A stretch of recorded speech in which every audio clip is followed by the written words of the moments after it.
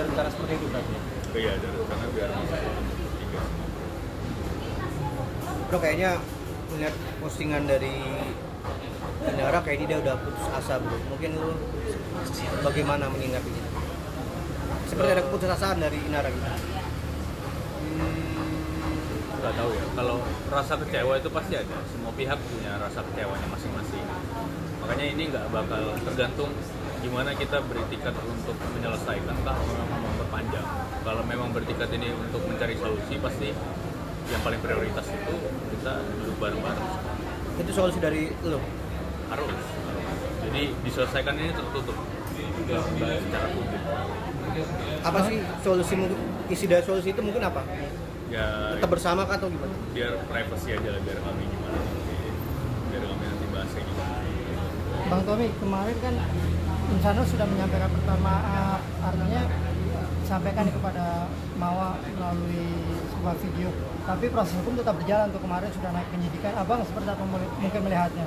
Ya kita kooperatif aja ya. Tentunya Mas Insan jalani proses hukum yang ada kooperatif, dan apa aja yang menjadi kendala ataupun apa aja yang harus disangka kan namanya didalilkan kan. Tentunya seorang warga negara Indonesia yang baik ya ikutin proses hukum, kita kawal. Tapi rela menerima apabila ini kan udah naik penyidikan, kemungkinan terburuk ditahan atau ikut persidangan. Ya sekarang terima. kan undang-undang baru ya kan, semua tuh dilihat dari awal pertama, proses pemeriksaan, klarifikasi, terus naik penyidikan, terus nanti pembuktian dan lain-lain. Tentunya proses ini masih berjalan dan kooperatif. Kita lihat di sini, nggak usah yang ancaman hukumannya di atas 5 tahun aja kemarin kalau kita lihat DRL ya, dia nggak ditahan kan. Jadi penahanan tuh bukan satu solusi yang baik tentunya, tapi bagaimana pembelajaran ini dari hal-hal seperti ini membuat satu solusi yang terbaik kan. Balik lagi semua kita ikutin aja proses hukum, nggak usah menerka-nerka, tapi kita yakini bahwa apapun proses hukum yang dijalani Mas Insanul kita tetap kawal ya. Insanul, apa mungkin yang membuat lu berat untuk melepas Inara terus kembali kepada Mawa? Apa mungkin yang berat? Apakah sudah begitu mendalam Inara di hati Insanul atau seperti apa? Sebenarnya lebih ke posisi kita tuh kan bertiga ini udah sama-sama hancur ya. Aku tahu rasa hancur dan sakitnya yang Mawa rasakan. Aku juga tahu rasa hancur dan sakitnya si Inara seperti apa. Jadi juga aku. Jadi menurut aku kita nggak bisa bikin keputusan sepihak saat ini. Memang harus gimana caranya berunding. Itu jalan terbaik sih. Tapi Enggak, waktu dia udah memposting itu udah coba menenangkan. Ya coba. Seperti apa responnya? Mungkin aku lebih ke ngasih space dulu ya waktu, karena kadang-kadang ketika ada orang yang lagi panas, paling baik itu bukan kita menceramahi atau nasihati, tapi kasih waktu dulu jeda buat. Nggak takut makin gimana gitu kalau lu nggak coba menenangkan? Insya Allah enggak. Insya Allah enggak. Insanul, berarti sekarang lu posisi di titik ingin membahagiakan keduanya ya, artinya bersikap adil kepada mereka berdua ya. Ya, harus lebih memahami sih, semua pihak harus dipahami seperti apa. Mas Tommy, dikit mas terkait pengacara Mawa yang bilang jangan mencabur adukan perkara perzinahan dengan illegal access, itu masuk akal dong mas? Izin mas. Maksudnya gimana? Jangan pihak pengacara Mawa bilang jangan mencampur adukan perkara laporan perzinahan dengan illegal access. Ya kalau lihat illegal access itu kan satu peristiwa pidana yang berbeda kan. Kalau kita lihat di sini illegal access, katanya cara mendapatkan illegal access itu kan mengambil tanpa hak ya, mengambil melalui elektronik tanpa hak. Artinya bahwa apa yang diambil, terus bagaimana proses pengambilannya, itu kan juga harus jelas. Tapi kalau di Polda Metro itu kan pasal perzinahan KUHP 284 KUHP, artinya adanya satu peristiwa perzinahan di mana suatu pasal yang berbeda, jelas beda, tetapi objek daripada alat buktinya ya, yang sekarang lagi dilaporkan di Barreskrim Mabes Polri oleh laporannya Inara Rusdi. Jadi kalau kita lihat di sini, kalau boleh dikatakan dengan objek yang dipakai, dengan bagaimana kita lagi melaporkan proses hukum, ini yang harus diperdebatkan dan kita lihat dan kita uji gitu loh. Apalagi dugaannya adalah ada beberapa potongan dan dugaan kita kuat adalah ada editan. Nah, kenapa diedit, dipotong-potong? Potong-potong itu masuk ke dalam kategori ya, dia tidak murni kan dari asal muasal dia mengambil itu gitu. Kita bicaranya seperti itu ya, garis besarnya itulah.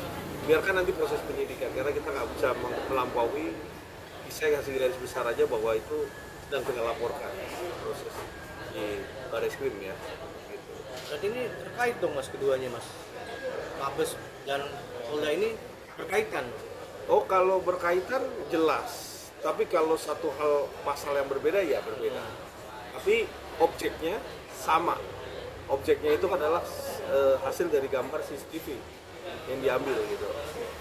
Salah satu di gugur, di tempatnya juga gugur juga apa gimana mas? Mungkin keterkaitan itu. Ya itu pembuktian, nanti kan kita bisa hadirkan ahli, terus alat buktinya kita uji juga di laboratorium forensik. Tentunya kalau yang namanya alat bukti itu kan harus benar-benar equal ya, harus benar-benar sah di mata hukum. Kita baca aja seperti itu. Karena kalau alat buktinya sedang kita laporkan ya juga ada kendala juga kan. Apalagi alat bukti itu yang menyangkut di Polda Metro kan cuma satu yang benar-benar mempunyai kekuatan yang paling kuat di dalam pasal itu. Bang Tom izin, apakah dengan bertemunya Bang Insan dengan anaknya kemarin itu menimbulkan asa baru buat restoratif justice di laporannya Bang Mawar? Ya, saya rasa kan kita mengedepankan kan, KUHP baru juga mengedepankan yang namanya restoratif. Nggak ada yang membuat satu peristiwa pidana ini wajib melulu sampai di persidangan, nggak juga begitu. Tapi balik lagi kita harus menghargai proses hukum. Yang kedua, mengedepankan restoratif, itu udah pasti ya. Makanya kenapa apalagi nih suami istri, bukan kasus lain kayak penipuan penggelapan aja bisa dilakukan restoratif kan. Kerugiannya bagaimana dan apa yang menjadi solusi untuk bisa restoratif. Nah, apalagi masalah keluarga, ini kan masalah suami dan istri yang saat ini masih terikat hubungan baik suami istrinya kan. Harus, kalaupun ada pihak-pihak tertentu, tentunya alangkah lebih baik ya pihak polisian, tentunya Polda Metro mengedepankan restoratif dulu, dipertemukan seperti apa, atau mungkin nggak usah di Polda lah, mereka berdua yang bisa menyelesaikan secara pribadi itu lebih baik juga. Masih banyak jalan sih, terutama apapun yang menjadi keinginan mau pisah, tentunya kalau kita melihat juga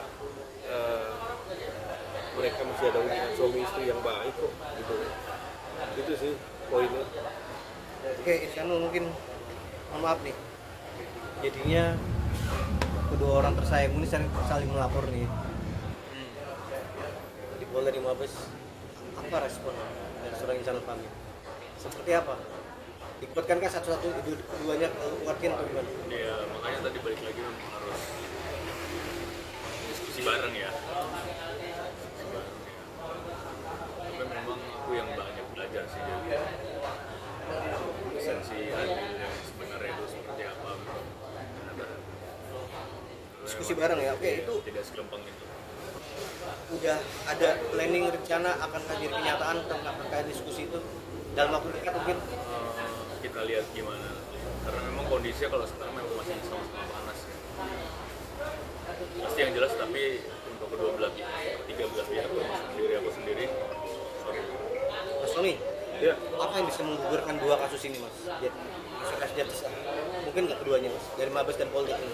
ya segala sesuatu yang diawali dengan niatan yang baik tentunya bisa selesai dengan baik juga. Jadi balik lagi, kalau memang intinya untuk mengolah sesuatu peristiwa menjadi panjang dan berpart-part, berbagi bagian dan ada episode-episodenya, ya nanti ya pasti akan ada lagi dan seterusnya, nggak akan pernah selesai. Ya balik lagi kan kalau Insanul kan udah mengedepankan proses untuk bisa lebih baik, dibicarakan lebih baik kan gitu. Tentunya dalam hal ini kita mengunderline bahwa pihak kepolisian jangan diberikan alat lah buat menghukum seseorang sementara mereka berdua masih ada terikat hubungan suami istri. Itu pesan moralnya, karena nggak mungkin ini apapun yang mau dilihat di pidananya ataupun ancaman hukuman yang di bawah 1 tahun sebisa mungkin yang kecil itu dihabiskan, yang besar dikecilkan. Tandanya apa? Proses hukum yang alangkah lebih baiknya dilakukan, yang terbaik adalah restoratif antara kedua belah pihak. Biarkan mereka berdua selesaikan sendiri, pihak kepolisian menjadi pengayom dan membuat humanis terhadap proses hukum. Jadi kita nggak ngedepankan melulu karena kita udah tahu nih bahwa kasus ini bukan kasus yang penipuan penggelapan, illegal logging, pembunuhan apalagi atau narkotika, yang jelas-jelas semua itu jauh dari panggang. Ancaman hukumannya jelas. Nah kalau bisa kenapa nggak mereka berdua selesaikan? Paksa untuk selesaikan baik-baik. Bagaimana mereka lakukan? Karena mereka ini kan udah punya 7 tahun, udah punya anak, harusnya kan lakukan itu. Kuncinya ada di pertemuan ketiganya ini, Mas, menurut Mas. Iya, lakukan aja pertemuan. Kalau memang harus memilih, dia juga harus punya gentleman untuk memilih. Kalau memang tidak mau untuk berpoligami, ya harus putuskan tidak mau poligami. Selesai sudah, ya kan? Kalau misalnya mau dua-duanya, ya omongin baik-baik, kan seperti itu. Jadi apapun putusannya, itu menjadi poin penting mereka bertiga. Kalau memang harus ada yang dipilih, apapun itu. Tapi kan nggak begini. Ini kan dipanjangin, biar kasusnya lebih. Kalau perlu nanti proses hukum jalan dulu. Wah, gimana? Yang kasihan kan pihak polisian.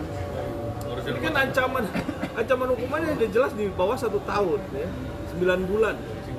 Tapi ngurusin rumah tangga biar dipaksa-paksa orang ini jadi tersangka. Kita kan nggak bisa begitu, ya kan? Saya rasa sih dalam hal ini Direktur PPA lebih bijak lah nanti ya. Kita ini pesan moral buat kita selaku PH penasihat hukum, menginginkan segala sesuatu lebih baik, tidak ada menginginkan satu permasalahan gitu loh. Bang Insan, tapi boleh sedikit